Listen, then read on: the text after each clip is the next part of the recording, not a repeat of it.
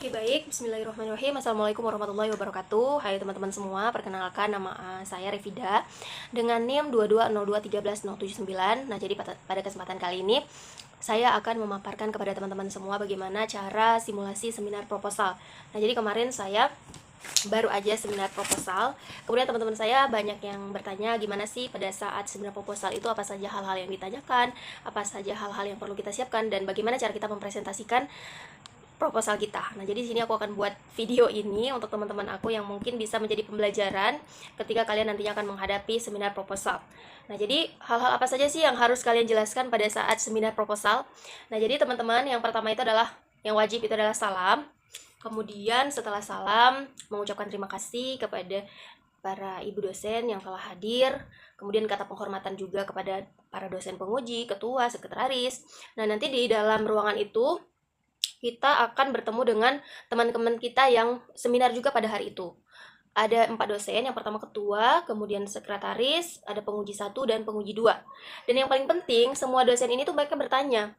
Mereka bertanya kepada kita. Nah, jadi usahakan ketika kita seminar itu, kita harus betul-betul mempersiapkan materi, harus belajar, dan harus paham dengan apa yang kita jelaskan. Karena di situ nanti mereka akan bertanya, bukan hanya 1 atau 2 pertanyaan.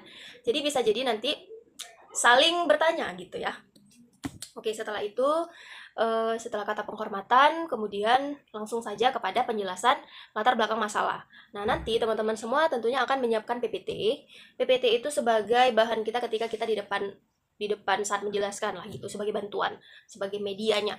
Nah, jadi usahakan kalau misalkan kalian buat PPT itu jangan copy paste semua yang ada dalam proposal ini kalian copy paste dalam PPT, itu nggak boleh. Nanti itu akan dinilai juga ya kan. Usahakan PPT itu isinya adalah poin-poin pentingnya aja. Jangan kalian copy paste semua. Usahakan poin-poin penting aja yang ada dalam PPT. Nah, setelah itu jelaskan, yang paling pertama itu adalah latar belakang masalah. Jelaskan secara rinci. Nah, nanti di dalam masalah itu kan yang paling penting kesenjangan yang terjadi antara yang seharusnya dan yang terjadi di lapangan. Jadi teman-teman kalau udah masalahnya itu kelihatan, udah muncul, pasti teman-teman akan lebih paham. Usahakan ketika menjelaskan itu tidak berfokus pada PPT. Harus di luar kepala, harus bisa menggunakan kata-kata sendiri, tapi tidak merubah makna asli dari yang ada dalam proposal penelitian. Nah, jadi pada latar belakang masalah itu kan yang pentingnya itu masalah. Nah, jadi yang pertama aku akan jelasin sama teman-teman semua. Yang pertama itu misalnya judul teman-teman semua ya kan, tentang apa misalnya. Jadi jelaskan pengertiannya, mengapa penelitian ini penting untuk diteliti, sebaliknya bagaimana yang terjadi di lapangan, yang seharusnya bagaimana, fenomenanya gimana, terus faktor penyebabnya apa, seharusnya bagaimana. Pokoknya di latar belakang itu usahakan singkat, padat, dan kerucut gitu.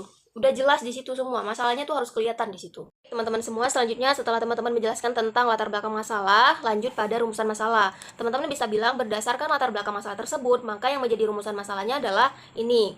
Kemudian tujuan penelitian, manfaat penelitian. Lanjut pada bab 2. Nah, bab 2 ini yang paling penting itu adalah teori. Jadi teman-teman menjelaskan pengertian daripada variabel teman-teman, variabelnya.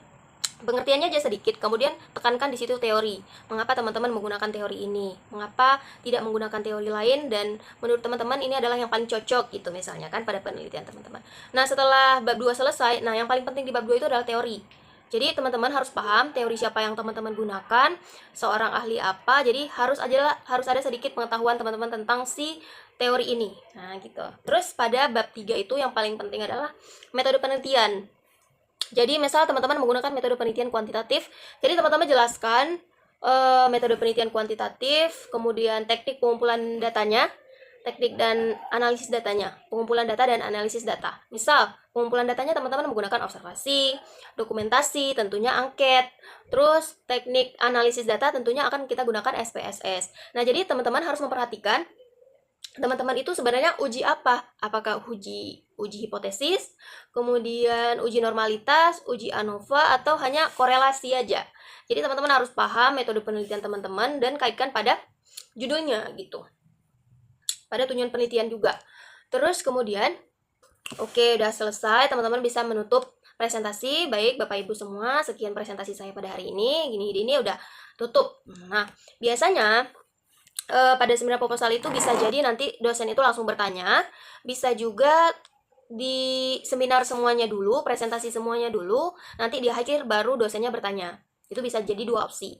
Kalau misalkan teman-teman setelah seminar atau setelah presentasi itu langsung bertanya, berarti teman-teman harus siap dengan jawaban, harus mempersiapkan jawaban. Jadi harus kepikiran ini nanti ketika dosen menanyakan ini misalnya, jadi harus udah ada terlintas di pikiran jawabannya tuh ini gitu. Itulah mengapa kita penting untuk belajar ya. Jadi usahakan harus paham materinya ya, harus di luar kepala gitu. Nah, jadi pertanyaan apa aja sih yang ditanyakan sama penguji? Nah, jadi yang paling pertama ngomong itu adalah ketua. Ketua itu dulu yang ngomong, ketua.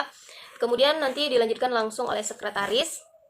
Bisa jadi dialihkan ke penguji satu atau penguji dua juga bisa. Nah, jadi biasanya dosen itu bertanya gini. Yang paling pertama itu adalah dari judul dulu, judul variabelnya. Misalnya ini, misalnya tentang bimbingan kelompok. Jadi ditanyakan nanti bimbingan kelompok itu apa gitu kan. Dia tanya, pokoknya dia menanyakan seputaran tentang judul kita, variabel ini dulu.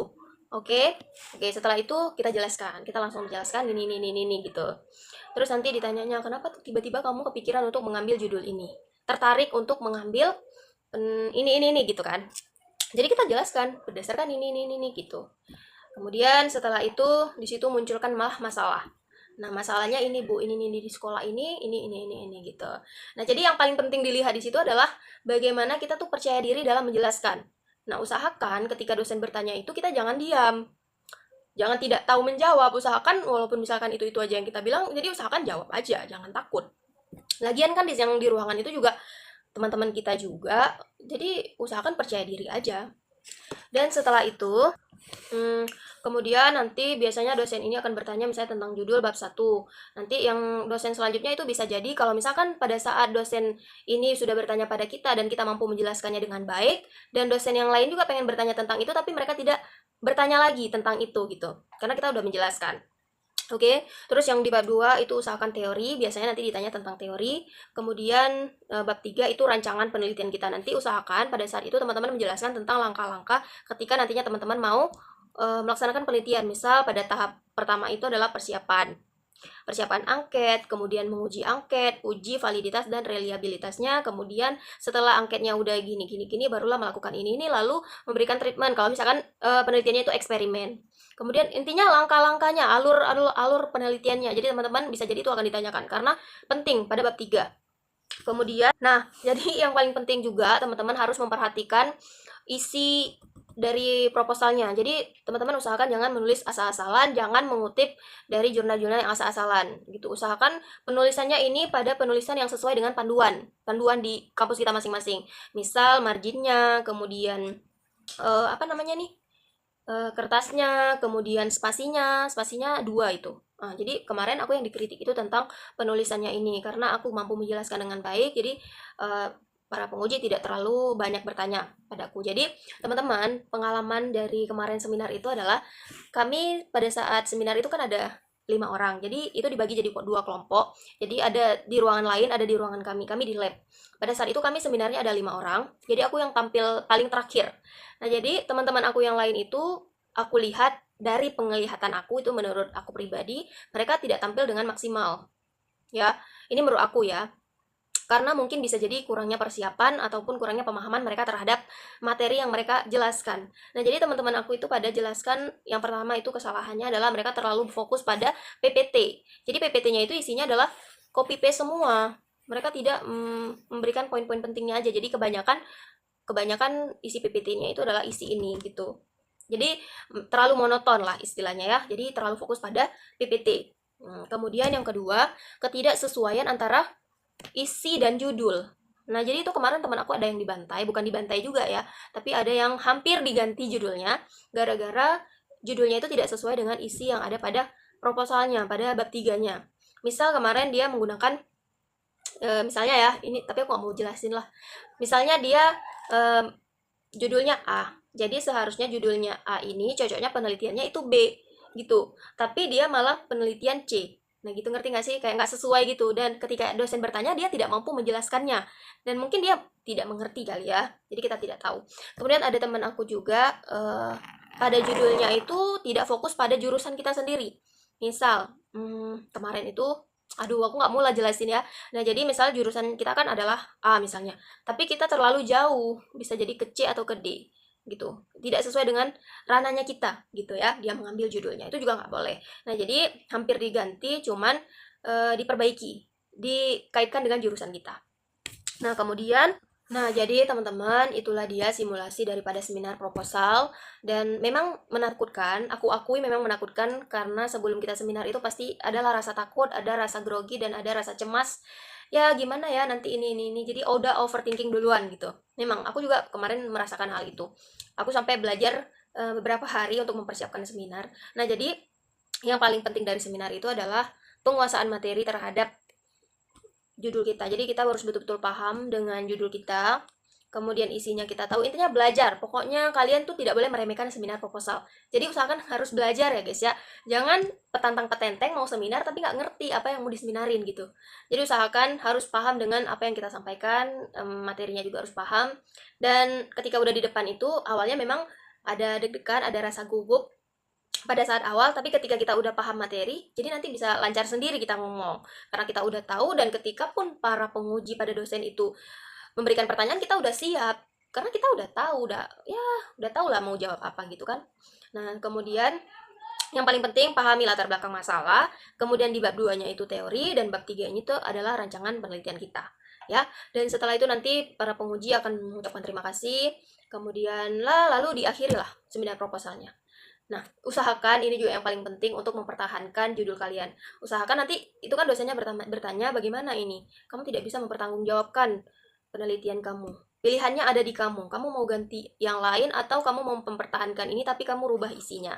Nah, nanti dikasih masukan sama dosen-dosen itu juga. Dikasih apa namanya? Arahan lah gitu. Kalau misalkan, dan bahkan dosen itu mengarahkan kalau memang misalkan kamu sanggup, kamu boleh mengambil ini gitu.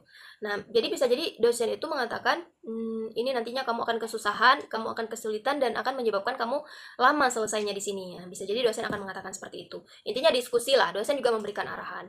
Nah, jadi untuk teman-teman aku semua, aku pesan sama kalian untuk jangan takut, jangan overthinking duluan, jangan merasa seperti dihakimi ketika saat seminar, enggak. Jadi yang paling penting itu seperti yang aku bilang tadi, pahami materi, kemudian mempersiapkan diri, usahakan sebelum seminar itu sarapan dulu, ya mempersiapkan diri lah. Jangan lupa doa juga sama Allah, pasti semuanya akan dilancarkan. Dan itulah dia tadi teman-teman, ketika kita udah selesai seminar itu, kita merasakan ada sesuatu yang membuat kita nyaman teman-teman. Kayak urusan ini udah selesai gitu. Jadi ada rasa kesenangan tersendiri kepada diri kita, ada rasa kebanggaan terhadap diri kita juga karena kita sudah mampu berada di titik ketika kita sudah selesai seminar. Karena teman-teman, ketika kita membuat ini aja itu udah capek. Bahkan mikirin judul aja mungkin kita udah stres juga ya kan. Mikirin judul, kemudian mempersiapkan ini, harus bimbingan dan harus seminar. Nah, jadi kalau udah selesai itu adalah ada rasa kebanggaan pada diri kita sendiri karena kita udah menyelesaikan ini. Oke, jadi ini aku buat video ini sebenarnya untuk diri aku sendiri. Nah, nanti bisa aku lihat kembali. Ini sebenarnya udah mau tidur, udah jam mungkin udah jam 12. Aku mau tidur, tiba-tiba aku keinget tadi teman-teman aku pada ngechat gini-gini. Mungkin aku nggak bisa menjelaskan satu-satu sama mereka, tapi aku selalu mengatakan kalau misalkan seminar itu memang membuat kita takut, tapi setelah seminar memang tidak semenakutkan itu. Jadi teman-teman, yang paling penting jangan takut. Oke, terima kasih. Assalamualaikum warahmatullahi wabarakatuh.